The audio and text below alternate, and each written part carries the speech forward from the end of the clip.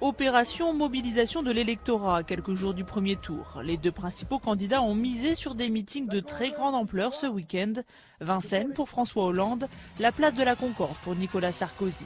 Un exercice obligatoire afin de redynamiser une campagne en bout de course. La victoire, c'est dimanche prochain. Avec vous tous. Et la victoire, ce sera le 6 mai pour la France et pour la République. N'ayez pas peur, ils ne gagneront pas si vous décidez que vous voulez gagner. Malgré ces mobilisations d'ampleur, PS et UMP revendiquent chacun plus de 100 000 personnes, les analystes s'accordent à dire que ce type de meeting a un impact limité. Est-ce que le fait qu'il y ait aujourd'hui des meetings qui sont des meetings en plein air, avec 100 000 ou en tout cas un nombre de 100 000 personnes qui est annoncé, a un effet pour l'opinion? Oui et non. Oui dans le sens où ça donne à voir d'une dynamique. Non parce que ça ne modifie pas aujourd'hui, a priori, considérablement les intentions de vote. Des intentions de vote qui placent toujours Nicolas Sarkozy et François Hollande autour de 27 à 28% des voix au premier tour, loin devant Marine Le Pen, créditée d'environ 16%, et de Jean-Luc Mélenchon, autour de 13%. Deux candidats qui veulent encore croire qu'ils peuvent inverser la tendance dans ces derniers jours de campagne. Ça se voit.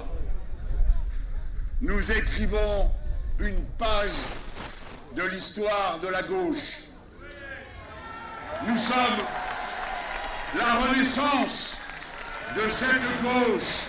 La France, elle est là, elle dit rien, elle manifeste pas, voyez-vous, mais elle va s'exprimer dimanche. Sûrement, on va s'exprimer dimanche. Oui, je suis confiante. Oui. Reste l'abstention. Selon les dernières enquêtes d'opinion, plus d'un quart des Français pourraient ne pas aller voter. Bien plus donc qu'en 2007 où l'abstention avait reculé à 16% suite au traumatisme de 2002. Aujourd'hui, nous sommes dans une situation qui est une situation différente. Elle est doublement différente. D'une part, parce que la campagne n'enthousiasme pas. D'autre part, parce que les perspectives n'apparaissent pas comme étant véritablement réjouissantes.